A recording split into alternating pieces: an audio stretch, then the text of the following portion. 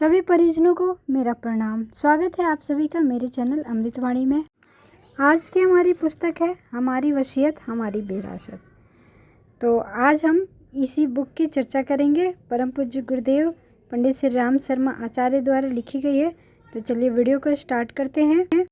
आज का हमारा पहला अध्याय है जीवन के सौभाग्य का सूर्योदय।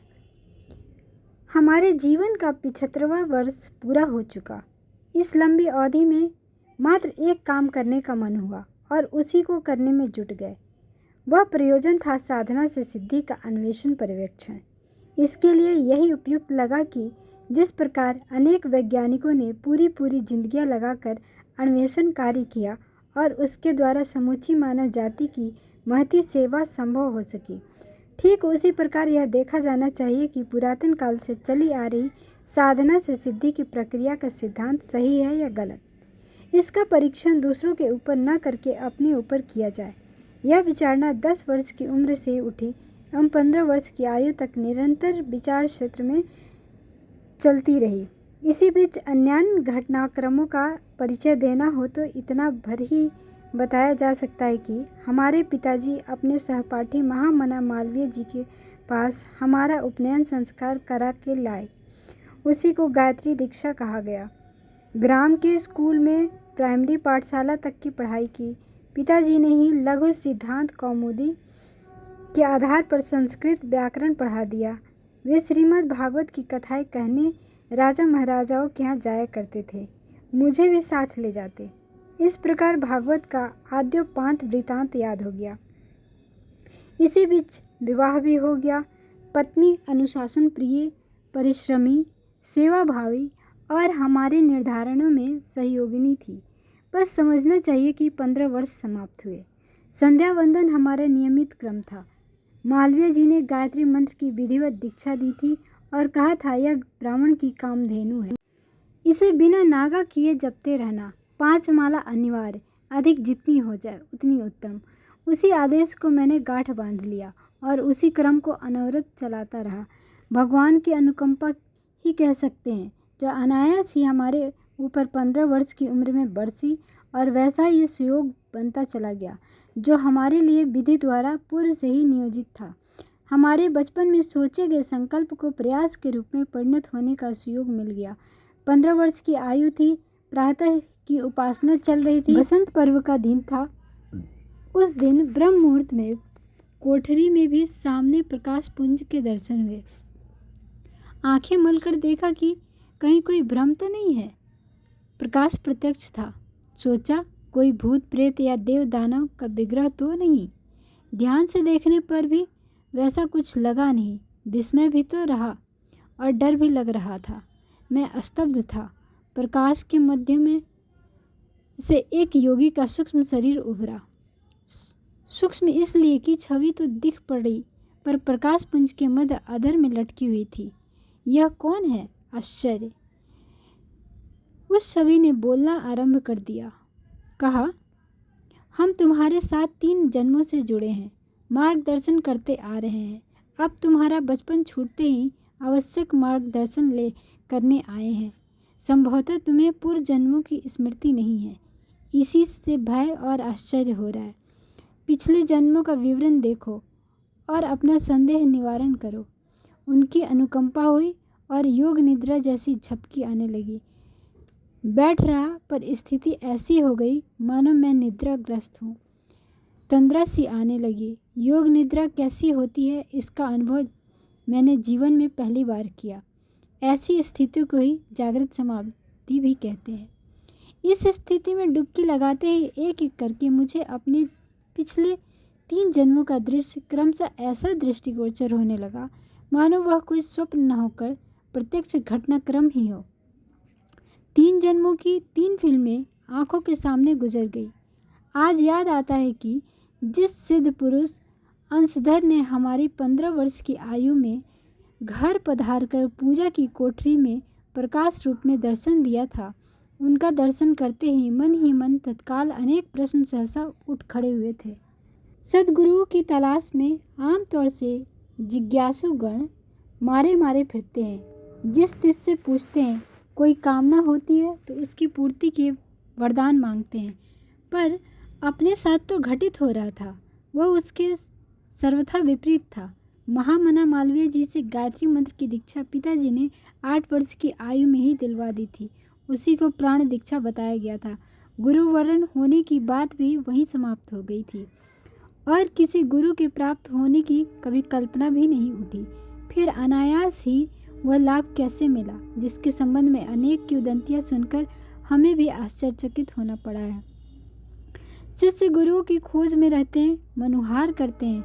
कभी कभी उनकी अनुकंपा भेंट दर्शन हो जाए तो अपने को धन्य मानते हैं, उनसे कुछ प्राप्त करने की आकांक्षा रखते हैं। फिर क्या कारण है कि मुझे अनायास ही ऐसे सिद्ध पुरुष का अनुग्रह प्राप्त हुआ? यह कोई छद्म तो नहीं। अदृश्य में प्रकटीकरण की बात भूत प्रेत से संबंधित सुनी जाती है और उनसे भेंट होना किसी अशुभ अनिष्ट का निमित्त कारण माना जाता है।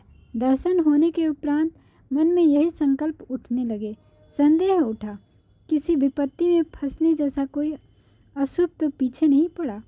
मेरे इस असमंजस को उन्होंने देखा, रुष्ट नहीं हुए, वरन वस्तु स्थिति को जानने के उपरांत किसी निष्कर्ष पर पहुंचने और बाद में कदम उठाने की बात उन्हें पसंद आई। यह बात उनकी प्रसन्न मुख मुद्रा को देखने से स्पष्ट छलकती थी। कारण पूछने में समय नष्ट करने के स्थान पर उन्हें यह अच्छा लगा कि अपना परिचय, आने का कारण और मुझे पूर्व जन्म की स्मृति दिलाकर विशेष प्रयोजन के निमित्त चुनने का हेतु स्वतः ही समझा दे। कोई घर आता है तो उसका परिचय और आगमन का निमित्ति का कारण पूछने का लोक व्यवहार भी है। फिर कोई वजनदार आगंतुक जिसके घर आते हैं उसका भी वजन तोलते हैं। अकारण हल्के और ओछे आदमी के यहाँ जा पहुँचना उनका महत्व घटता है और किसी तर्क बुद्धि वाले के मन में ऐसा कुछ घटित होने के पीछे कोई कारण न होने की बात पर संदेह होता है और आश्चर्य भी। पूजा की कोठरी में प्रकाश पुंज उस मानव ने कहा, तुम्हारा सोचना सही है। देव आत्माएं जिनके साथ संबंध जोड़ती हैं उन्हें परखती हैं, अपनी शक्ति और समय खर्च करने से पूर्व कुछ जांच पड़ताल भी करती हैं। जो वे चाहें उसके आगे प्रकट होने लगे और उसका इच्छित प्रयोजन पूरा करने लगे, ऐसा नहीं होता। पात्र कुपात्र का अंतर किए बिना चाहे जिसके साथ संबंध जोड़ना किसी बुद्धिमान और समर्थवान के लिए कभी कहीं संभव नहीं होता। कई लोग ऐसा सोचते हैं कि किसी संपन्न महामना के साथ संबंध जोड़ने में लाभ है, पर यह भूल जाते हैं कि दूसरा पक्ष अपनी सामर्थ्य किसी निरर्थक व्यक्ति के निमित्त क्यों गवाएंगे। हम सूक्ष्म दृष्टि से ऐसे सत्पात्र की तलाश करते रहें जिसे सामयिक लोक कल्याण की निमित्त कारण बनाने के लिए प्रत्यक्ष कारण बताएं। हमारा यह सूक्ष्म शरीर है। सूक्ष्म शरीर से स्थूल कार्य नहीं बन पड़ते। इसके लिए किसी स्थूलधारी को ही माध्यम बनाना और शस्त्र की तरह उपयुक्त करना पड़ता है। यह विषम समय है। इसमें मनुष्य का अहित होने की अधिक संभावनाएं हैं। उन्हीं का समाधान करने के निमित्त तुम्हें माध्यम बनाना है। जो कमी है उसे दूर करना है, अपना मार्गदर्शन और सहयोग देना है। इसी निमित्त तुम्हारे पास आना हुआ। अब तक तुम अपने सामान्य जीवन से ही परिचित थे, अपने को साधारण व्यक्ति ही देखते थे। असमंजस का एक कारण यह भी है, तुम्हारी पात्रता का वर्णन करे तो भी कदाचित तुम्हारा संदेश निवारण ना हो। कोई किसी की बात पर अनायास से विश्वास करे, ऐसा समय भी कहाँ है। इसलिए तुम्हें पिछले 3 जन्मों की जानकारी दी गई। तीनों ही जन्मों का विस्तृत विवरण जन्म से लेकर मृत्यु पर्यंत तक का दर्शाने के बाद उन्होंने बताया कि किस प्रकार वे इन तीनों जीवनों में हमारे साथ रहे और सहायक बने। वे बोले, यह तुम्हारा दिव्य जन्म है। तुम्हारे इस जन्म में भी हम तुम्हारे साथ रहेंगे और इस शरीर से वह कराएंगे जो समय की दृष्टि से आवश्यक है। सूक्ष्म शरीरधारी प्रत्यक्ष जनसंपर्क नहीं कर सकते और न घटनाक्रम सूक्ष्म शरीरधारियों द्वारा ही संपन्न होते हैं। इसलिए योगियों को ही उन्हीं का सहारा लेना पड़ता है। तुम्हारा तुम्हारा विवाह हो गया सो ठीक हुआ। यह समय ऐसा है जिसमें एकाकी रहने से लाभ कम और जोखिम अधिक है।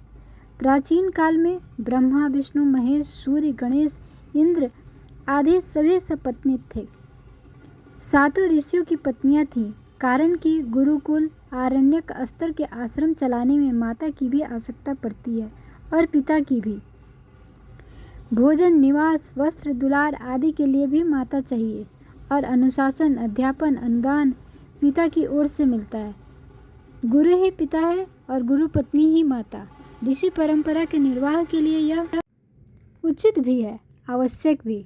आजकल भजन के नाम पर जिस प्रकार आलसी लोग संत का बाना पहनते और भ्रम जाल फैलाते हैं, तुम्हारे विवाहित होने से मैं प्रसन्न हूँ।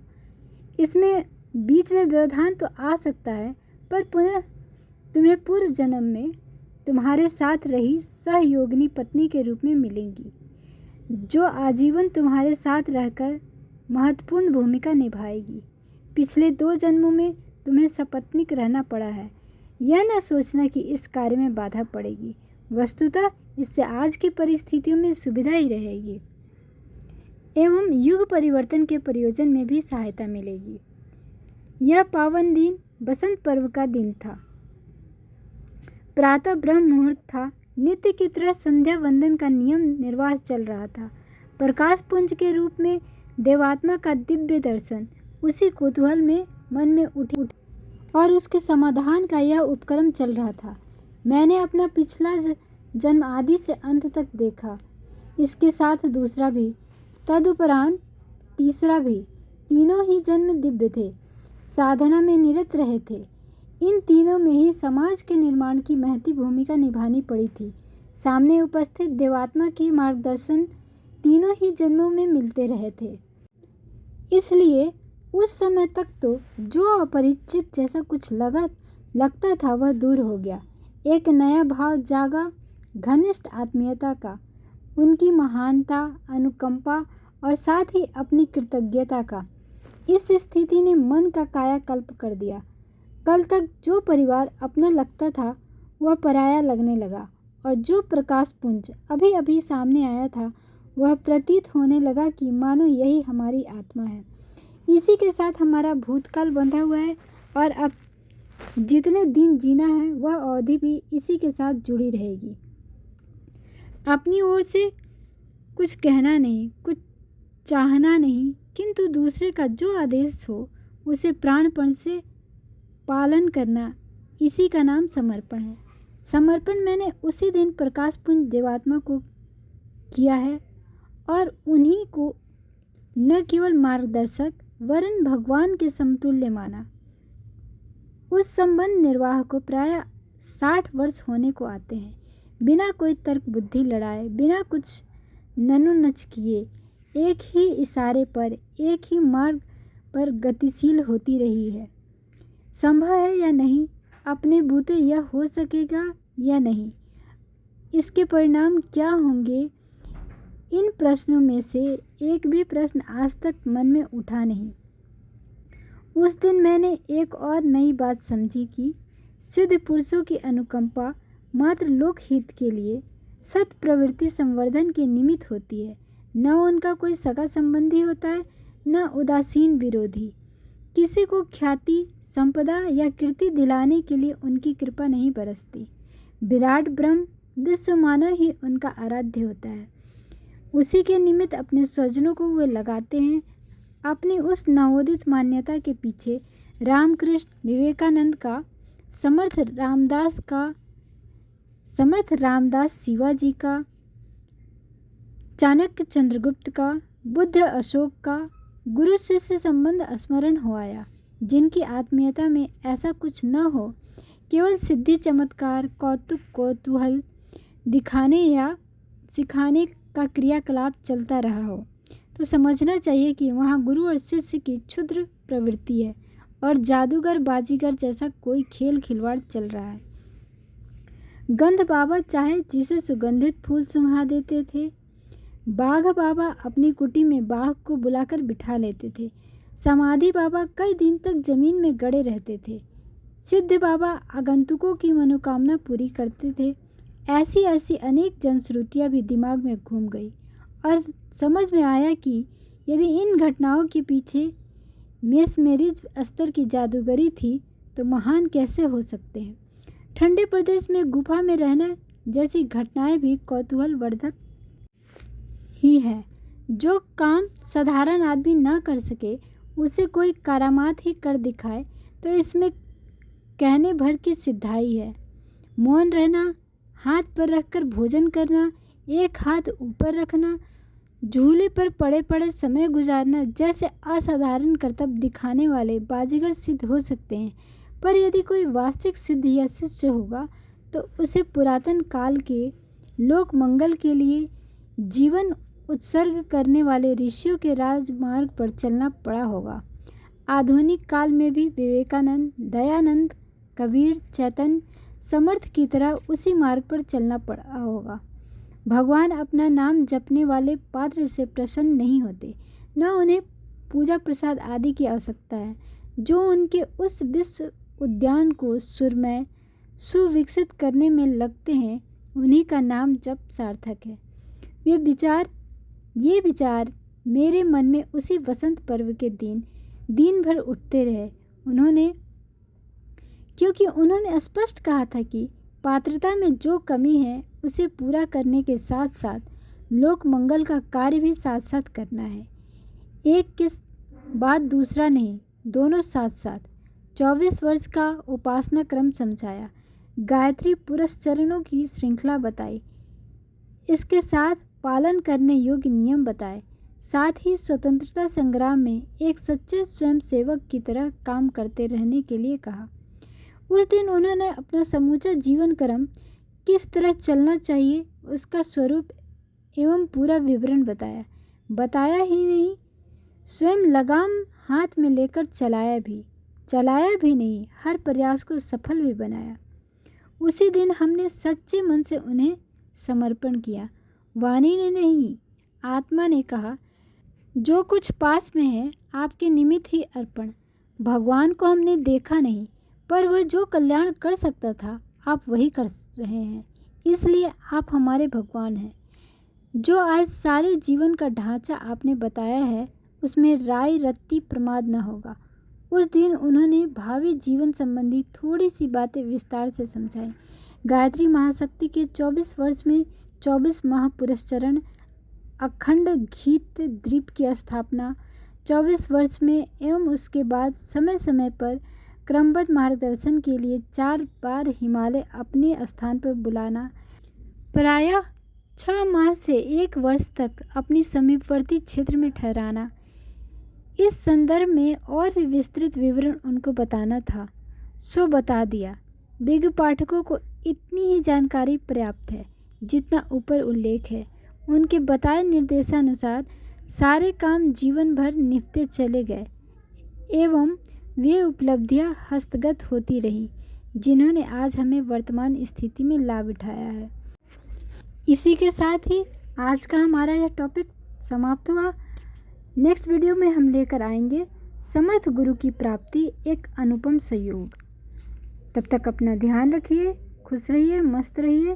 वीडियो में पहली बार आए हो तो सब्सक्राइब करिए और वीडियो पसंद आई हो तो लाइक करें, शेयर करें। आपका वीडियो में अंत तक बने रहने के लिए बहुत बहुत धन्यवाद। आपका दिन शुभ हो।